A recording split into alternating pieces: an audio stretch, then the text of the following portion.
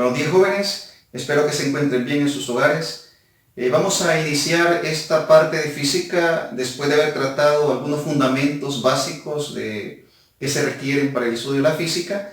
Quiero ubicar la física entre las ciencias naturales, por lo tanto voy a dar algunas ideas previas que nos van a servir para que nos comuniquemos correctamente en el lenguaje que necesitamos. Así que lo primero que voy a hacer es desarrollar algunas ideas que luego, por supuesto, estas ideas nos van a servir para entender dónde está el contenido que vamos a trabajar.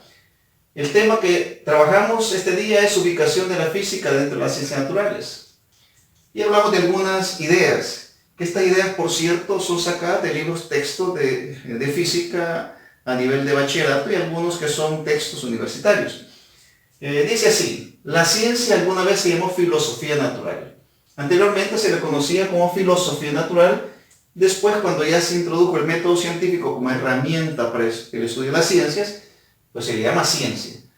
La ciencia entonces alguna vez se llamó filosofía natural y abarca el estudio de las cosas vivientes y las cosas no vivientes. El estudio de las cosas vivientes y no vivientes forman parte de las ciencias naturales. Las ciencias de la vida y las ciencias físicas. Observemos que aquí hablamos de las ciencias de la vida y las ciencias físicas. Veamos las ciencias físicas. Entre las ciencias de la vida están la biología y la zoología y la botánica.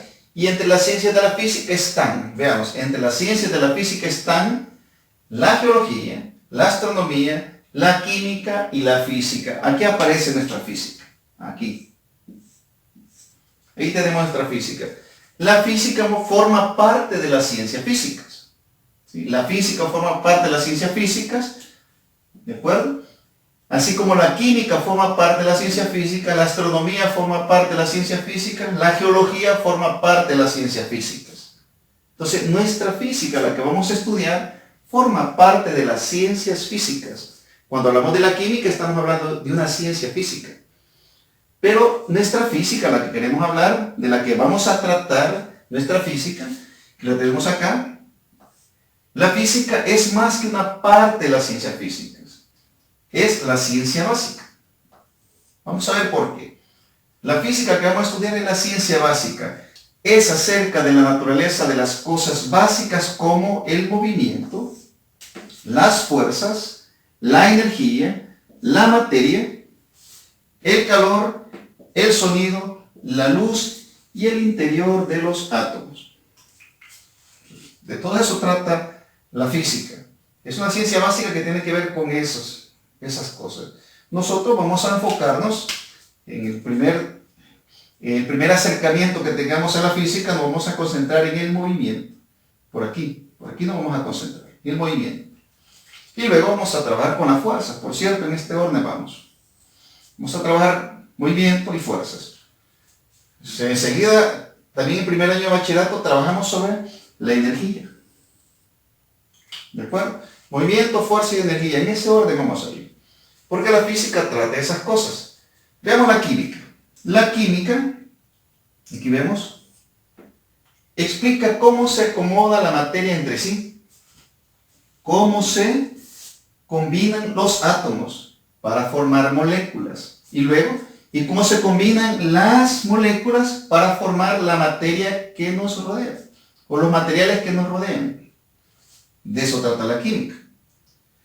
Pero bien, la biología, también tenemos aquí la biología, es más compleja y se ocupa de la materia que está viva.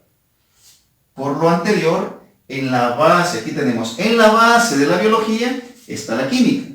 En la base, esta idea es importante, en la base de la biología está la química y en la base de la química está la física. Por lo tanto, la física es la ciencia más fundamental. De alguna manera diríamos, pues, bueno, se necesita física para entender química y se necesita química para comprender biología.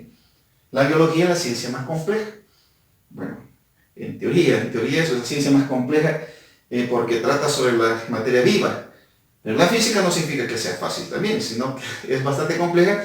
Pero si hablamos de niveles de complejidad, la biología es más compleja que la química y que la física. Esas ideas son bien importantes porque la física es la ciencia más fundamental y nosotros vamos a trabajar física. Bien, estas ideas iniciales vamos a recordar algunas de ellas, principalmente esta parte de acá, de lo que trata la física.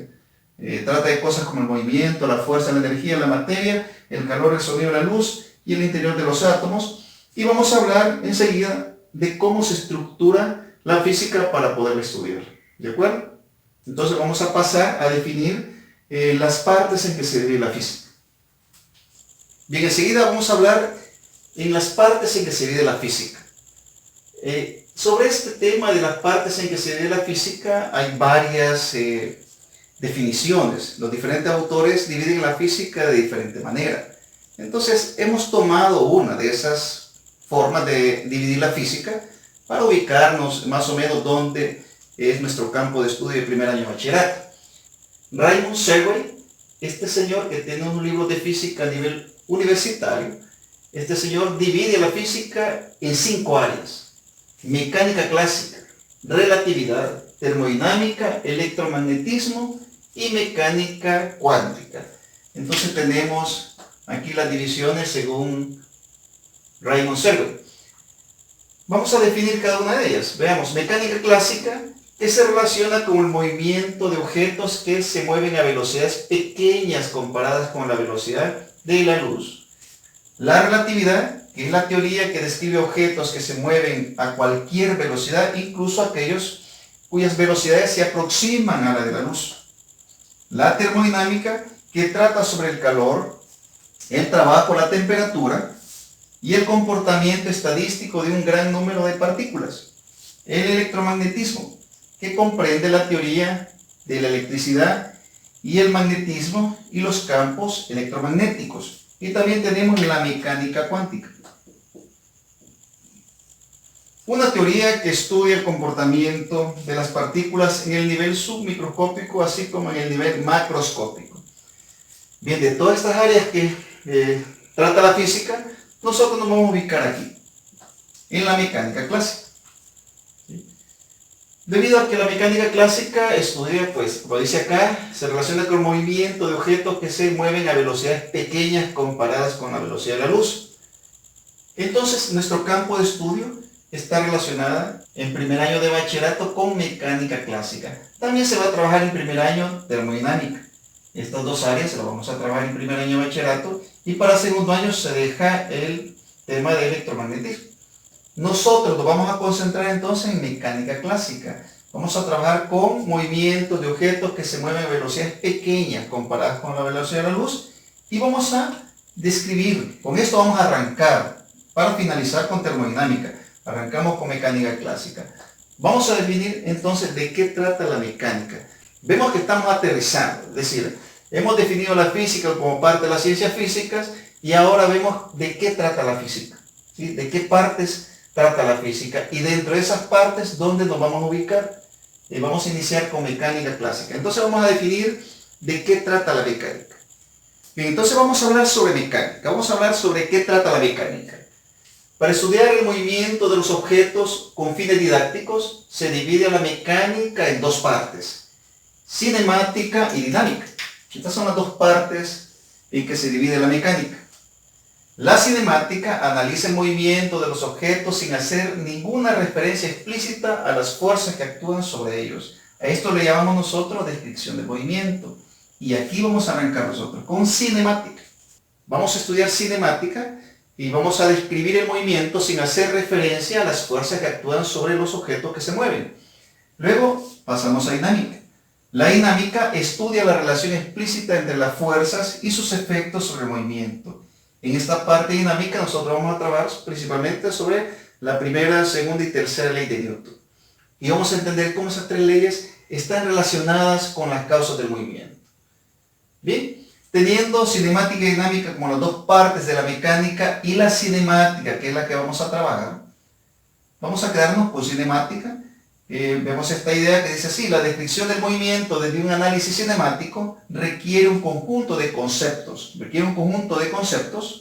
y definiciones necesarios e indispensables para abordar los diferentes principios, leyes y teorías que forman parte del lenguaje físico. Entonces, para arrancar con la parte cinemática, que es el área que vamos a trabajar inicialmente, que se llama descripción del movimiento, y la física siempre arranca con esa parte. Siempre la descripción del movimiento en los textos de física se ubica como la primera parte de la física que se tiene que trabajar. En esta parte de cinemática vamos a trabajar con algunos conceptos. Vamos a trabajar con el concepto de partícula, con el concepto de posición, distancia, desplazamiento, trayectoria. Vamos a hablar también sobre rapidez media, velocidad media, rapidez instantánea, velocidad instantánea, y vamos a hablar sobre aceleración. Y vamos a ir definiendo todos esos conceptos, que son muchos de ellos magnitudes físicas, a diferencia nada más de la trayectoria, que no es una magnitud física, pero todas las demás son magnitudes físicas. Agregamos el tiempo como una magnitud física, y todas esas magnitudes las vamos a ir combinando para describir el movimiento. Entonces lo que voy a hacer en este momento es comenzar a abordar esos conceptos necesarios que vamos a ocupar para poder trabajar la parte esta de cinemática de una manera bastante lógica. No vamos a trabajar con todos los conceptos al inicio, lo vamos a ir desarrollando a medida que lo vayamos ocupando. Vamos a trabajar con unos conceptos iniciales y luego pues con eso vamos a ir armando los otros conceptos, ¿de acuerdo? Entonces les quiero desarrollar en este momento esos conceptos que nos van a servir para desarrollar incluso los primeros problemas que aparecen en la guía de trabajo, ¿de acuerdo? Bien, vamos a pasar entonces a desarrollar esos conceptos. Bien, jóvenes, vamos a iniciar definiendo estos tres conceptos. Vamos a hablar de marco de referencia, reposo y movimiento. Veamos la información. Cuando describimos el movimiento de algo, especificamos cómo se mueve con relación a otra cosa. Esto es bien importante. Especificamos cómo se mueve con relación a otra cosa. En otras palabras, el movimiento requiere de un marco de referencia. Esta primera idea es bien importante. Cuando decimos que una cosa se mueve, tenemos que decir con respecto a qué. Por ejemplo, diríamos, tenemos un borrador. ¿El borrador se está moviendo o no se está moviendo? Pues la pregunta está mal hecha. Tenemos que decir, el borrador se está moviendo respecto a qué. Por ejemplo, respecto a ustedes que están viendo el video, diríamos, no se está moviendo. Respecto a mí no se está moviendo, respecto a la Tierra no se está moviendo. Pero para un observador que está en la Luna, podríamos decir que observa que la Tierra está girando, el borrador está girando junto con la Tierra. Entonces el borrador está en movimiento. Con respecto al Sol, pues la Tierra se mueve junto con el borrador. Con respecto al Sol, la Tierra se está moviendo, el borrador se está moviendo. Entonces depende del sistema de referencia. No podemos hablar de que algo se mueve o no se mueve si no decimos el marco de referencia respecto a qué estamos comparando. El marco de referencia se considera el punto desde el cual se analiza el objeto, pero ese marco de referencia se va a considerar en reposo respecto al objeto. Por ejemplo, si tenemos este borrador, tenemos el borrador, y decimos, ponemos el plumón, está a cierta longitud, cierta distancia, y hacemos esto. Diríamos, ¿se está moviendo el borrador o se está moviendo el plumón? Mala pregunta.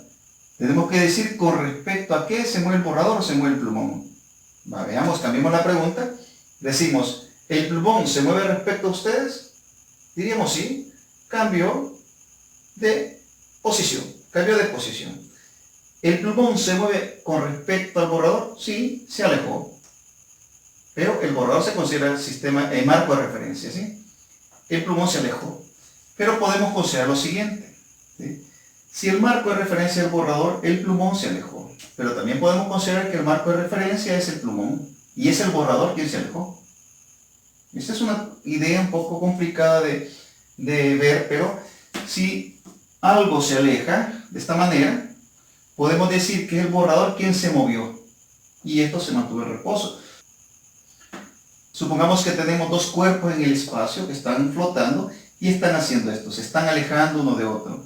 Diríamos, ¿quién se está moviendo? ¿Se está moviendo este objeto o se está moviendo este? Pues si este es el marco de referencia, el plumón es el que se mueve. Pero si este es el marco de referencia, es el otro objeto el que se mueve. Depende del marco de referencia. Pero veamos un ejemplo un poco diferente. Supongamos que vamos en el autobús y hacemos esto. Vamos lanzando pues una manzana. Dentro del autobús, en el asiento, sentado, vamos haciendo esto, vamos jugando, ¿sí? Diríamos, ¿qué tipo de movimiento describe la manzana? Pues si vamos en el autobús, observamos que el movimiento es hacia arriba y hacia abajo, ¿sí? Pero para un observador que esté fuera del autobús, no va a observar ese movimiento. El movimiento va a ser diferente. Por ejemplo, para la persona que va dentro del autobús es así. Pero el autobús va en movimiento con respecto a la persona que está afuera. Cuando la manzana es lanzada, pues el autobús con el tiempo va a recorrer una distancia, por lo tanto la manzana hace un movimiento, así, un movimiento de parábola. Y la persona la atrapa ahí. Si el movimiento solo fuera hacia arriba y hacia abajo, pues lanza la manzana, el bus viajaría, se movería, sí, la manzana caería, pero no sucede eso. La persona lanza la manzana y va a la manzana y la vuelve a atrapar. Entonces, para un observador externo, el movimiento es una parábola. Pero para el observador que está dentro del autobús y los que van dentro del autobús, lo que observan es caída libre, un movimiento de arriba hacia abajo. Eso también nos indica que depende de dónde se observe el objeto, donde se analice, así es el tipo de movimiento que se observa. Entonces, el reposo y el movimiento es relativo. ¿Podemos decir que un objeto está en movimiento? ¿Respecto a qué? ¿Podemos decir que un objeto está en reposo? ¿Respecto a qué? Hay que decir respecto a qué marco de referencia está analizando para identificar realmente si el objeto se está moviendo o no se está moviendo. Por ejemplo, el borrador se está moviendo. ¿Respecto a mí? No. ¿Respecto al centro de la Tierra? Sí, porque está cambiando de posición, está girando junto con la Tierra. Respecto a la Luna, respecto al Sol, respecto a las estrellas, se está moviendo. Entonces el reposo y el movimiento son relativos, es decir, depende del marco de referencia al cual se analicen.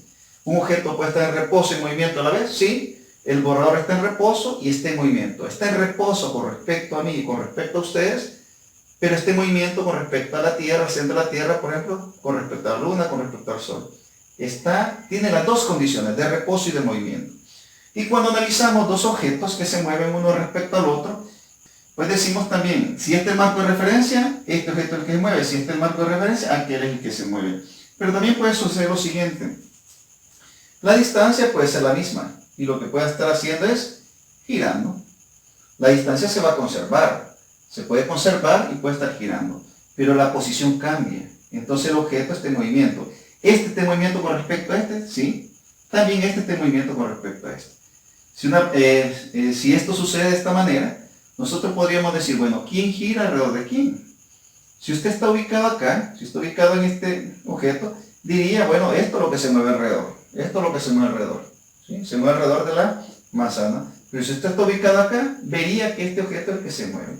Entonces es una cuestión un poco extraña, así como nosotros podemos ver que el Sol es el que se mueve, ¿sí? Pero si nos ubicáramos en el Sol, veríamos que la Tierra es la que se mueve. Entonces son cosas un poco curiosas, pero dentro del análisis del movimiento tenemos que considerar eso. Un objeto está en movimiento con respecto a algo. No podemos decir que el objeto está en movimiento nada más o está en reposo. Siempre tenemos que dar un marco de referencia para especificar si está en reposo o en movimiento. Bien, espero con tantas ideas aquí, ejemplos, no los haya confundido, pero son ideas que vamos a ocupar y que vamos a seguir trabajando para que queden bastante claras. Bien, continuamos con los otros conceptos. Bien, jóvenes, el siguiente concepto que vamos a analizar es el concepto de partícula, desde el punto de vista físico. Veamos lo que nos dice la información. Decimos que un cuerpo es una partícula cuando sus dimensiones son muy pequeñas en comparación con las demás dimensiones que participan en el fenómeno.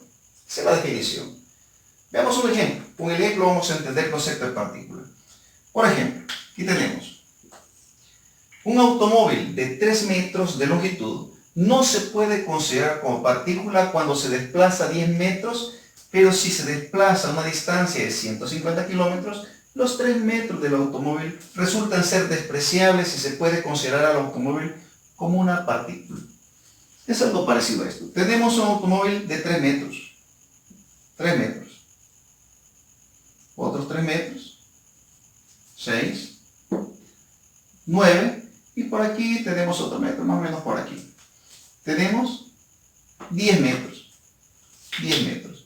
Y el automóvil recorre esos 10 metros. ¿Sí? Bueno, recorre estos 10 metros. Lo recorre así, empezando por acá. Veamos, lo recorre. Viene, pasa así. Llega hasta aquí. Diríamos que ha recorrido 10 metros. Esta parte de acá, que es el punto de referencia, digamos la punta del automóvil, la parte delantera del automóvil, desplazamos el automóvil y llega hasta esa posición. Cuando llega ahí, ha recorrido 10 metros. Sí, todavía está una parte dentro de los 10 metros. Entonces es tan grande con respecto a la dimensión que ha recorrido que el automóvil no se puede considerar como partícula. Pero si el automóvil recorre 150 kilómetros, pues los 3 metros del automóvil son despreciables con ese tamaño. Entonces el automóvil se puede considerar como una partícula. Veamos otro ejemplo. Tenemos una manzana.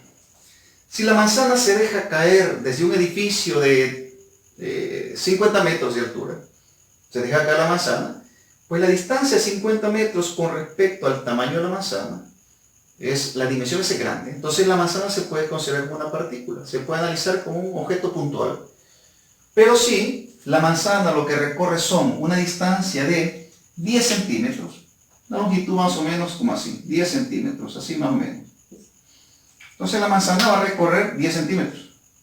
Pues no se puede considerar como una partícula porque la dimensión de la manzana, el tamaño de la manzana con respecto a la longitud que recorre no es despreciable, es considerable. Tenemos que hacer un análisis parecido a esto, donde la parte de abajo de la manzana pues indica el inicio y cuando llegue acá pues indica que ya llegó a la manzana, pero observa todavía está media manzana, casi la mitad prácticamente de la distancia que ha recorrido. Entonces no se puede considerar como partícula la manzana.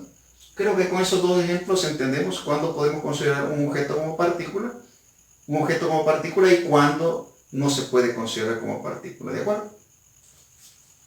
Bien, vamos a pasar al siguiente concepto. Vamos a hablar hoy sobre el sistema de referencia. El sistema de referencia se confunde mucho con el marco de referencia. Se dice a veces indistintamente lo que es un sistema de referencia y un marco de referencia. Pero nosotros vamos a distinguir estos dos conceptos. Veamos lo que nos dice esta información. La descripción matemática del movimiento requiere un método para describir la posición. Si vemos la posición del objeto en diferentes tiempos. El método matemático para describir el movimiento de una partícula, aquí hablamos otra vez de partícula, observamos que ya metimos el concepto de partícula. Ese método es utilizando un sistema de coordenadas. Así, ¿sí?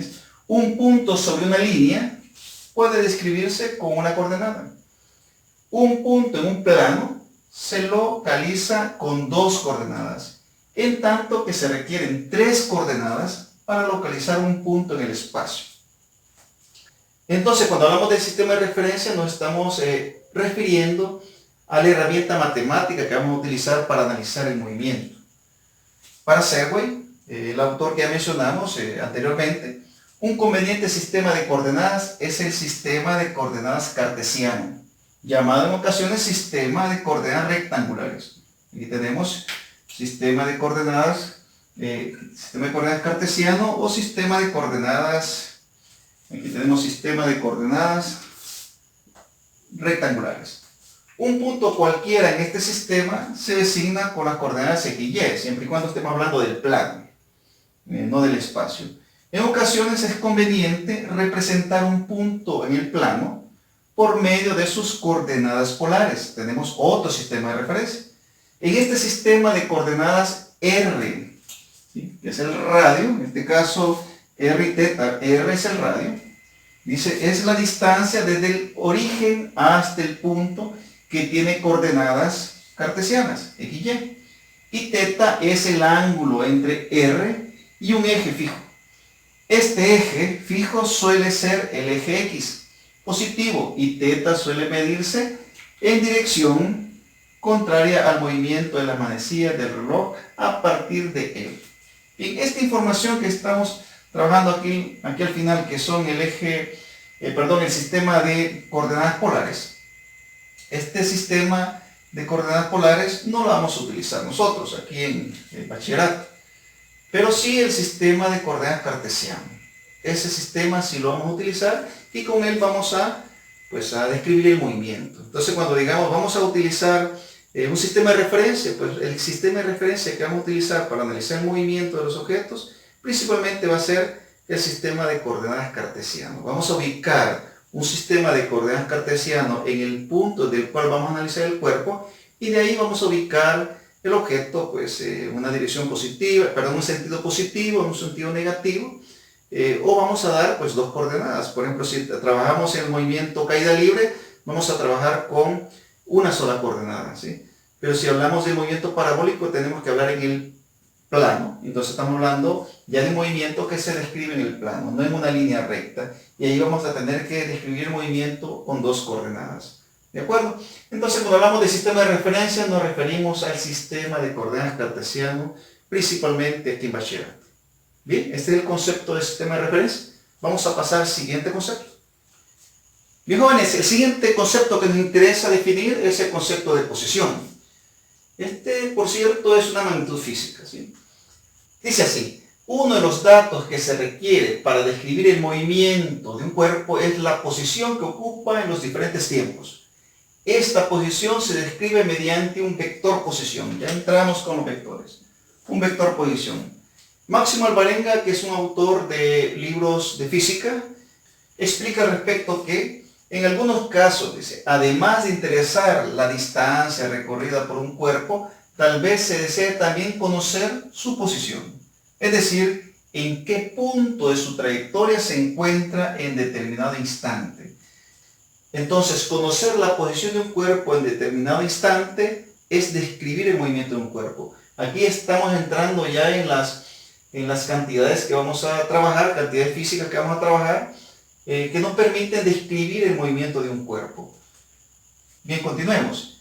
Dice acá, se puede decir entonces que la posición es la ubicación de un cuerpo en el espacio, el lugar que ocupa, con respecto a un marco de referencia. No podemos decir la posición de un objeto si no tenemos un marco de referencia desde el cual estemos dando esa posición del objeto.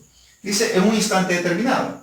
En otras palabras, una partícula que se mueve en el espacio con respecto a un marco de referencia ocupa diferentes posiciones a través del tiempo. Esas posiciones son descritas matemáticamente por vectores posición, los cuales se generan a partir del sistema de referencia elegido.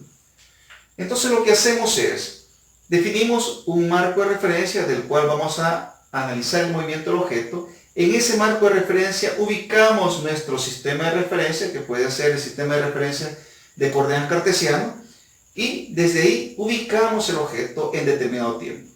Decimos en qué lugar se encuentra con respecto al tiempo, es decir, en el tiempo. ¿De acuerdo? Bien, pasemos a una descripción más gráfica de este concepto, porque es uno de los conceptos ya importantes que necesitamos incluir en el trabajo que vamos a realizar. Bien, jóvenes, vamos a realizar unos ejemplos de cómo se ubican los vectores posición en una y dos dimensiones. He dibujado en el primer caso en una dimensión, pues una línea recta. Esa línea recta, pues es, así como se ve, prácticamente es el eje X, el que estamos representando ahí, es una recta numérica. Y en esa recta hemos representado algunos puntos, punto A, punto B, punto C y punto D, que representan las posiciones que ocupa una partícula en determinado tiempo. No estamos involucrando el tiempo, solo necesitamos dar esas posiciones de manera vectorial. Entonces lo que hacemos es lo siguiente. Vamos a empezar con la posición A. La posición A es la siguiente. Este punto está ubicado a partir de 0 hacia el lado negativo de las X en la posición menos 7.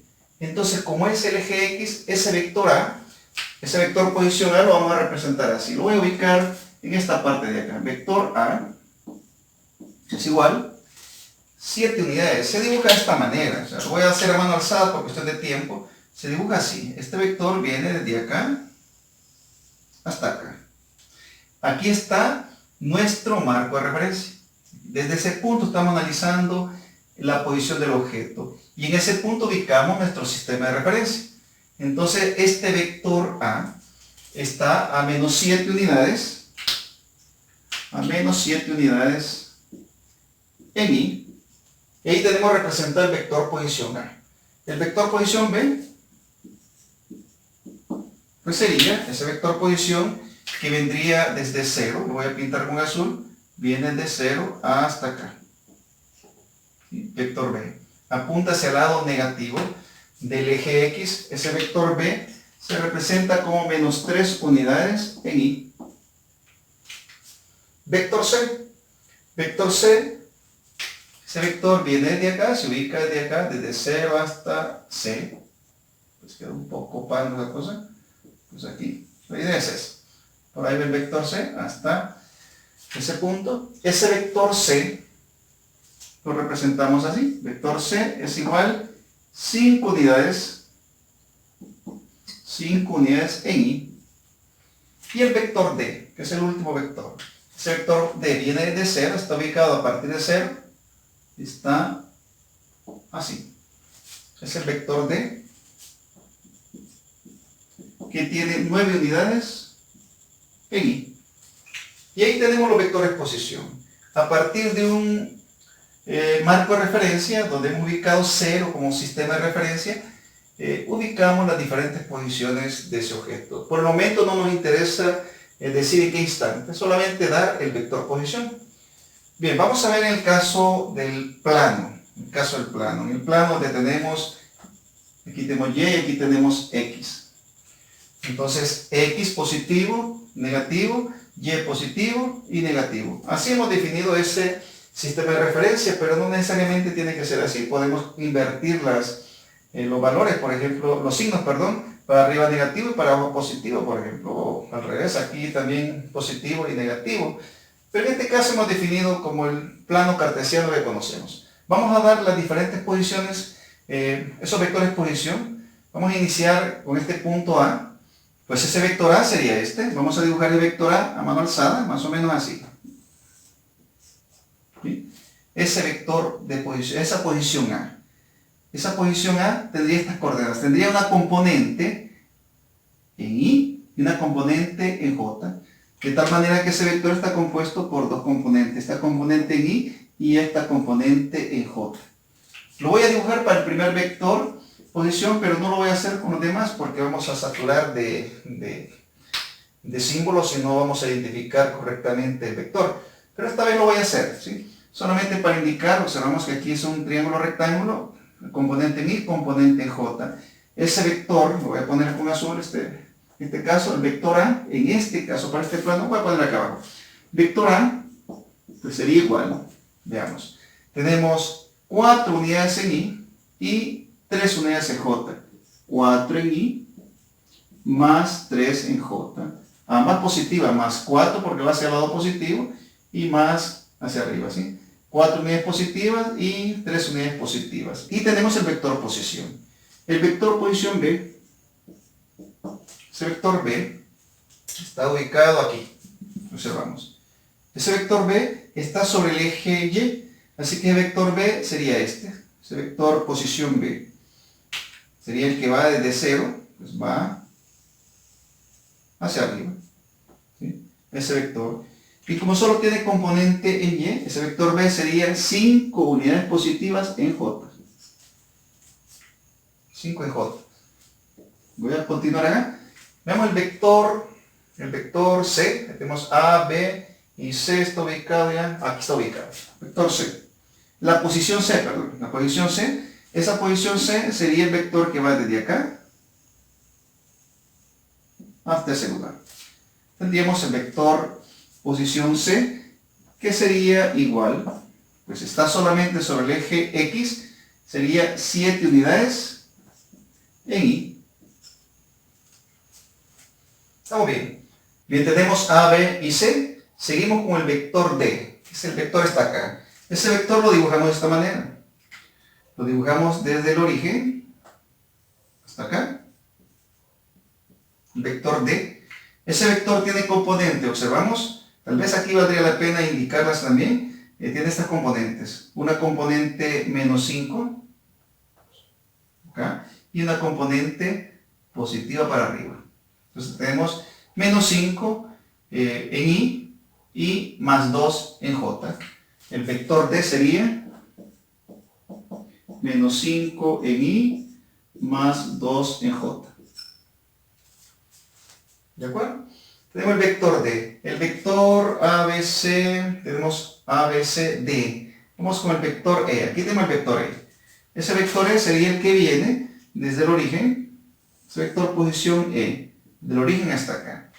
¿Qué componentes tiene? Pues el vector E, lo podemos escribir acá, tiene componentes. Veamos en X. En X son menos 3 unidades. En Y son menos 4 unidades. Entonces sería menos 3 en Y, menos 4 en J. ¿Sí? Bien, no nos cabe ahí más el vector. Voy a colocar en esta parte de acá los dos últimos que nos faltan. Nos falta el vector F. El vector F sería igual al vector que va desde 0 hasta el vector F. Hasta el punto, hasta la posición F. Así que sería menos 1 en J. Bien, aquí ponemos menos 1, porque esta es la cantidad, la magnitud. La J solamente indica la dirección. En este caso sí se pone, no como en el caso de álgebra que el 1 no se escribe, aquí sí se escribe. Menos 1 en J. Bien, seguimos con el vector G. El vector G sería, veamos, el vector G tiene 6 unidades en Y y tiene 2 unidades negativas en J, porque el vector va acá. Por aquí va el vector G. Entonces tiene 2 unidades negativas en J y tiene 6 unidades positivas en Y. Sería 6Y menos 2J. Bien, ahí tendríamos los vectores posición en una dimensión y en 2 dimensiones. Aquí tenemos ya los ejemplos para entender lo que es un vector posición. Bien, vamos a continuar con los siguientes conceptos. El concepto de trayectoria, distancia y desplazamiento. Aquí estamos entrando un poco ya en los conceptos que necesitamos para hacer los problemas de la guía. Veamos qué nos dice la información de este subtema. Un cuerpo que se mueve por el espacio, describe una trayectoria, recorre una distancia y realiza un desplazamiento. O sea, describe una trayectoria en el camino recorrido, recorre una distancia y realiza un desplazamiento. Estos tres conceptos son importantes para definir las magnitudes físicas, rapidez y velocidad. Necesitamos definir qué es rapidez y qué es velocidad. Físicamente son dos cosas diferentes, por lo tanto los tres conceptos nos van a servir para definirlos. Así que vamos a prestar mucha atención a cómo se define distancia y desplazamiento y lo que es trayectoria. El camino recorrido, que hablamos del camino recorrido por un cuerpo, o lo que es lo mismo, el conjunto de posiciones ocupadas en su recorrido por el espacio, a través del tiempo se le llama trayectoria. Trayectoria no es más que el camino recorrido. Entonces el camino que recorre el objeto, si es una curva, si es recorriendo el contorno de un círculo, por ejemplo, el recorrido que lleva, si es caída libre, movimiento parabólico, etc. Ese recorrido se le llama trayectoria. Y a la longitud de la trayectoria se le llama distancia. Observemos, la longitud de la trayectoria es distancia. La trayectoria solo es el camino recorrido y la distancia es la longitud de esa trayectoria. Aquí hay una definición. La longitud de la trayectoria es distancia. No olvidemos esa idea. Si tenemos la longitud de la trayectoria, pues entonces nos están dando la distancia. El problema estaría dando distancia. Es de observar que la trayectoria es el camino recorrido y no es una magnitud física. No estamos hablando que la trayectoria tiene una cantidad, o sea, no lo podemos definir con un número. La trayectoria nada más es el camino recorrido o el conjunto de posiciones que ocupa el objeto en el tiempo. Entonces, no es una magnitud física, mientras que la distancia sí. La distancia es una magnitud física, tiene un valor numérico, se puede medir. Lo que sigue, una magnitud física que tiende a confundirse con la distancia es el desplazamiento. Vamos a ver que desplazamiento y distancia son dos cosas diferentes y entender la diferencia nos va a permitir resolver los problemas correctamente. El desplazamiento de un objeto es el vector cuya magnitud, ahí viene el concepto de desplazamiento. El desplazamiento de un objeto, está el desplazamiento, es el vector cuya magnitud es la distancia más corta entre las posiciones inicial y final del movimiento y cuyo sentido apunta de la posición inicial a la posición final. En esta definición no le voy a dar mayor explicación porque lo vamos a entender con un modelo que les tengo preparado. El modelo, por supuesto, un modelo visual, el cual pues en la práctica lo hacíamos en una cancha de basquetbol, corriendo, haciendo mediciones, pero como estamos en esta cuarentena, no tenemos pues el espacio para hacerlo, así que les voy a dibujar ese esos dos esquemas. Voy a dibujar un rectángulo que va a representar una cancha de básquetbol y voy a dibujar un círculo en la cual vamos a hacer diferentes trayectorias y vamos a hacer diferentes recorridos. Y ahí vamos a entender el concepto de distancia y desplazamiento. Y lo que es trayectoria. Distancia decimos longitud de la trayectoria.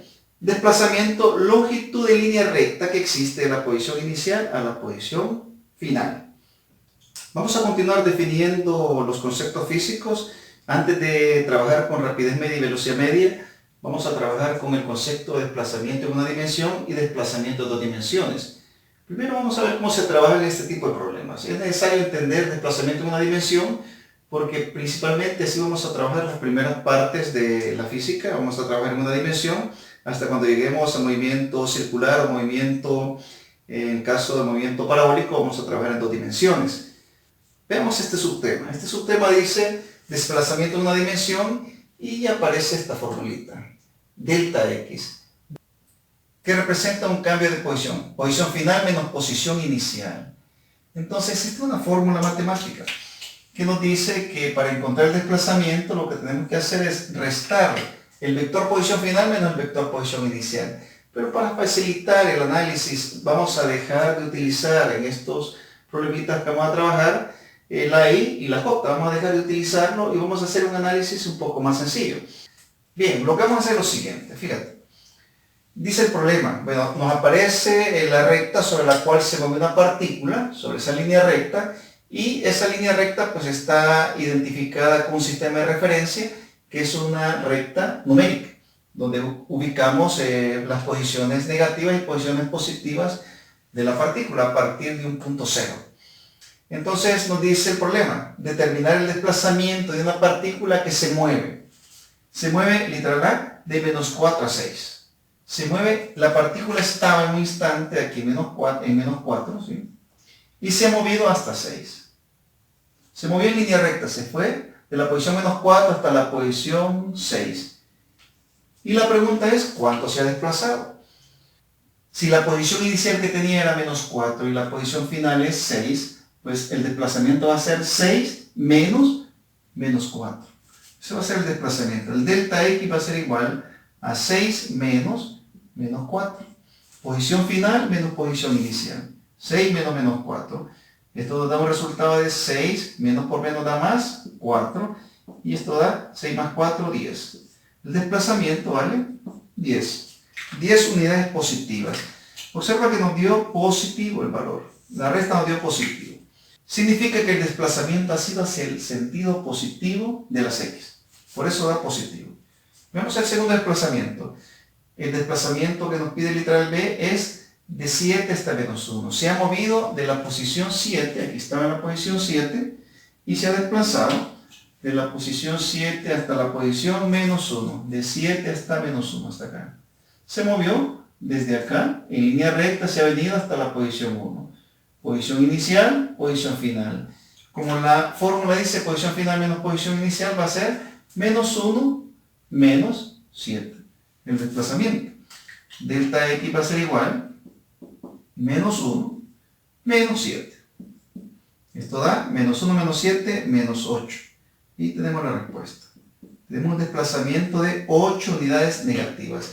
El desplazamiento de 8 unidades negativas significa acá, observamos, las podemos contar 1, 2, 3, 4, 5, 6, 7, 8. Son 8 unidades en el sentido negativo del eje X. Por eso el signo negativo. Aquí nos da negativo.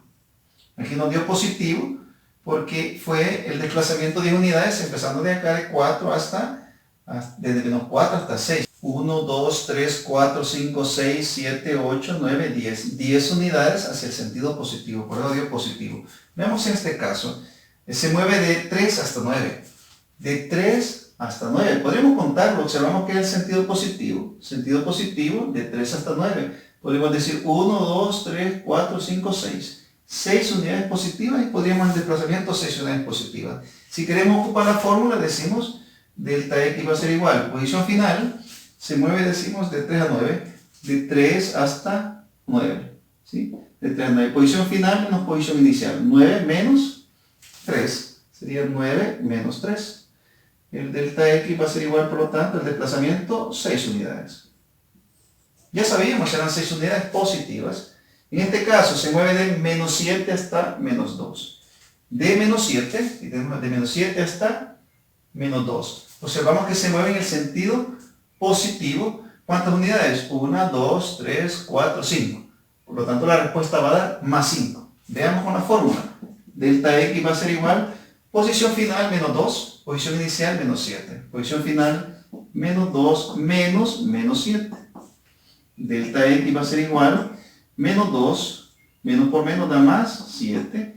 Entonces delta X va a ser igual, menos 2 más 7 da 5 positivo. Ahí tenemos el desplazamiento. 5 unidades positivas, que ya sabíamos, ¿sí? De menos 7 hasta menos 2, de menos 7 hasta menos 2, se ha movido 5 unidades hacia el sentido positivo. ¿De acuerdo? Veamos, en el siguiente caso se mueve de menos 1 hasta menos 6. Desde menos 1 hasta menos 6, hacia el lado negativo. Observamos de menos 1 a menos 6. Se mueve 1, 2, 3, 4, 5. 5 unidades negativas. ¿De acuerdo? Pero hagámoslo con la fórmula. Posición final, posición inicial. Menos 6 menos menos 1. Tenemos delta X va a ser igual menos 6 menos menos 1. Posición final menos la posición inicial. Nuestro desplazamiento va a ser menos 6, menos por menos da más 1.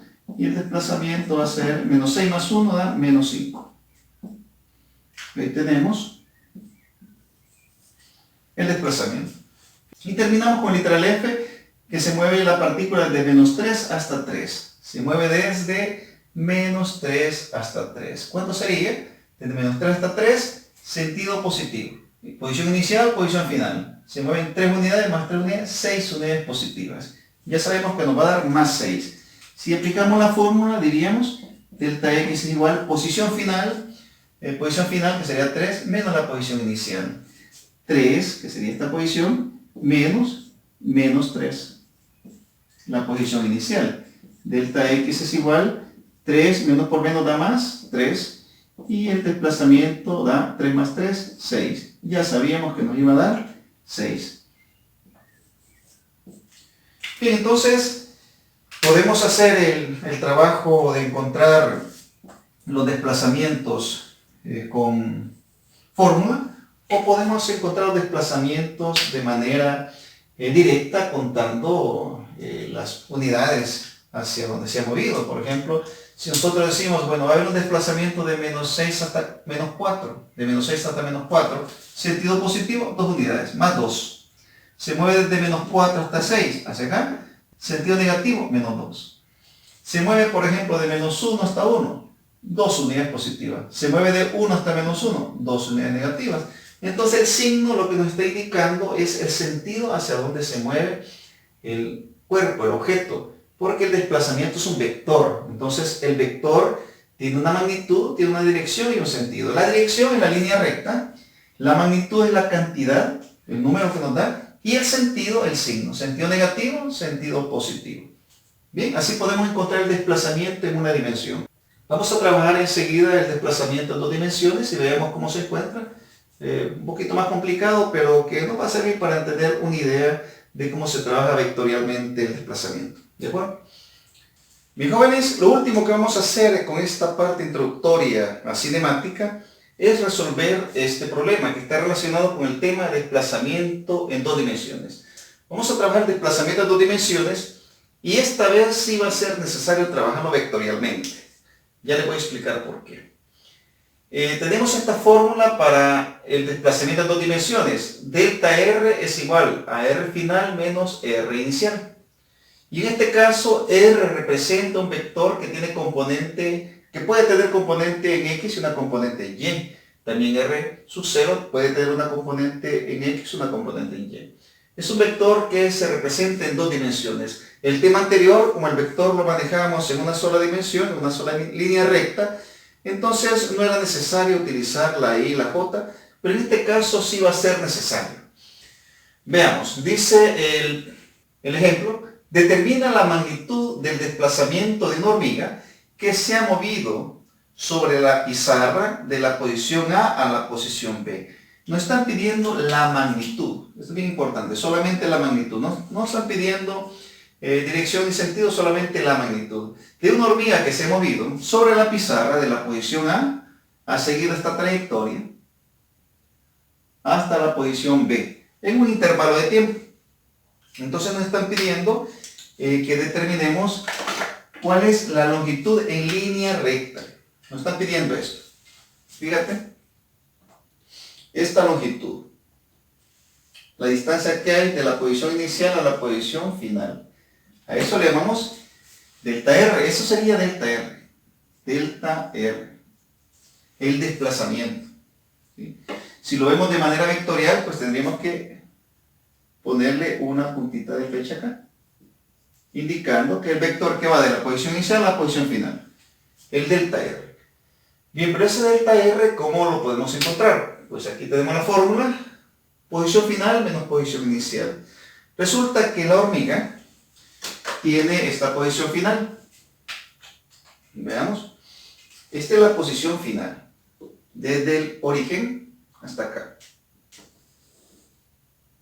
Ese vector posición, si le ponemos puntita de flecha, y la posición inicial es esta. Acá, posición inicial. Aquí tenemos R final y R inicial. Tal vez algo que no hemos mencionado y que vale la pena aclarar en este caso, es que el desplazamiento se ha dado, o la trayectoria que ha seguido la hormiga es esta, y lo que hacemos nosotros es ubicar primero un marco de referencia, y decimos, el marco de referencia, por ejemplo, va a ser aquí. Desde aquí vamos a analizar el movimiento de la hormiga. Y en ese marco de referencia montamos nuestro sistema de referencia. Claro que el marco de referencia podría ser por otro lado, y donde está el marco de referencia, ahí ubicamos nuestro sistema de referencia. Supongamos que movemos el plano cartesiano junto con el marco de referencia y lo llevamos a otra posición. Tendríamos un vector posición inicial y un vector posición final diferente, pero el desplazamiento siempre sería el mismo. Lo que cambiaría sería el vector posición inicial y el vector posición final. Movemos nuestro marco de referencia a otra posición y ahí planteamos nuestro sistema de referencia y desde ahí analizamos el movimiento. Esto que hemos dibujado acá, eso es arbitrario, se puede ubicar en cualquier parte. Lo importante es que conozcamos las coordenadas de ese punto inicial y el punto final. Entonces, aclarado eso, podemos decir, ya tenemos el vector de desplazamiento, el vector posición final, vector posición inicial. Entonces aquí tenemos esto, vamos a repintar para que se vea. Aquí tenemos R sub 0, que son vectores. Ahí está.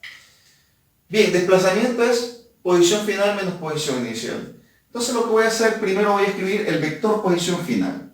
Ese vector posición final, vemos acá la solución, el vector posición final tiene dos componentes. Una componente en I y una componente en J. Esta componente en I es la que va acá.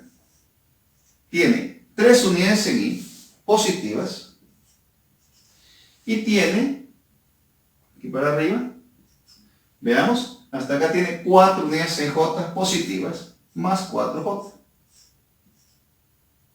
Ahí tenemos. Este es el vector posición final. Y el vector posición inicial, ese vector posición inicial, tiene componentes. Aquí tiene la componente en X, sería esta. De aquí para acá, hasta aquí. Son menos 5 en I, menos 5 en I. Y para arriba, ¿cuánto? Tenemos 2 en J, más 2 en J. Bien, vamos a hacer una operación. Necesitamos conocer el delta R. ¿Pero quién es delta R? Delta R es igual a la posición final menos la posición inicial. A esta posición menos esta. Entonces vamos a restar las componentes en I y restar las componentes en J. A la componente en I final menos la componente en I inicial para hacer una resta según la indicación. Posición final menos posición inicial. A este vector le resto este. Decimos 3 menos 5. Tendríamos algo así. 3 menos 5. Esto es igual. Menos por menos. Bueno, menos por menos da más. Sería 3 más 5. Y esto es igual. 3 más 5, 8. Aquí tendríamos 8 y aquí tendríamos 4 menos 2. Esto está fácil. nos da 2J. Y nuestro vector resultante es delta R igual 8i más 2J. ¿Qué significa 8i más 2J? Pues indica este 8i que se ha desplazado 8 unidades en i. Aquí se ha desplazado 8 unidades positivas. Por acá. Observamos, se ha desplazado 1, 2, 3, 4, 5, 6, 7, 8. 8 unidades en i y se ha desplazado 2 unidades en j. Algo así. Tuviéramos de acá para acá y de aquí para acá. Este es el vector resultante. Pero no nos están pidiendo el vector resultante en función de las componentes. Nos están pidiendo la magnitud del vector. Entonces aquí se observa que se forma un triángulo rectángulo. ¿Sí? Este triángulo rectángulo, que lo voy a colorear de negro, se va a manchar un poco el dibujo. Este triángulo rectángulo. Observamos. Que vemos que pues, no era necesario hacer todo esto si hubiéramos sabido que lo que hacemos con el vector resultante es conocer cuánto se desplaza en i y cuánto se desplaza en j. Si se desplaza hacia el sentido positivo, pues tenemos 8 unidades positivas en i y 2 unidades positivas en j. Si conociéramos también el movimiento fuera diferente, el desplazamiento fuera diferente, la trayectoria fuera diferente, entonces podemos contar cuánto se desplaza en i y cuánto en j y podemos encontrar directamente el vector resultante si lo permitiera el gráfico. En este caso, pues se forma el triángulo rectángulo y necesitamos esa hipotenusa. La hipotenusa es igual, pues a los catetos al cuadrado, raíz cuadrada de esos catetos. De la suma de esos catetos, hablamos del teorema de Pitágoras. Entonces vamos a plantear el teorema de Pitágoras. Cuando hablamos de la magnitud de un vector, lo que hacemos es plantear eso entre dos barras. Delta R, tenemos, que es igual. Delta R es igual a la raíz cuadrada. La magnitud, aquí vamos a hablar solo de la magnitud. Nos olvidamos de la i y la j. La magnitud de 8 al cuadrado más 2 al cuadrado. ¿Por qué 8 al cuadrado y 2 al cuadrado? La raíz cuadrada de 8 al cuadrado más 2 al cuadrado nos da la hipotenusa. Entonces tenemos que delta R es igual raíz cuadrada de, aquí tenemos 8 por 8 es 64, 2 por 2, 4, 64 más 4 nos da 68. Raíz de 68. Podemos descomponer 68. Tenemos ahí mitad de 68, 34. Mitad de 34, 17. 17ava, 1. Porque 17 es número primo. Nos queda 2 al cuadrado por 17. Esto es igual a raíz cuadrada de 2 al cuadrado por 17. Y esto es igual, 2 puede salir de la raíz, 2 raíz de 17. Dejémoslo así, como una cantidad entera. Delta R, la magnitud, si hablamos de la magnitud, sería 2 raíz de 17. Bueno, aquí tengo el vector, pero si habláramos de la magnitud, lo pongo así, esto es igual 2 raíz de 17. ¿Okay? Sería el tamaño, la longitud. Si metemos en la calculadora 2 por raíz de 17, nos va a dar el número aproximado que representa esta longitud. Bien, ya tenemos la magnitud de ese vector. Entonces nuestra respuesta sería, la magnitud de delta R es igual a 2 raíz de 17. Y ahí tendríamos resuelto el problema.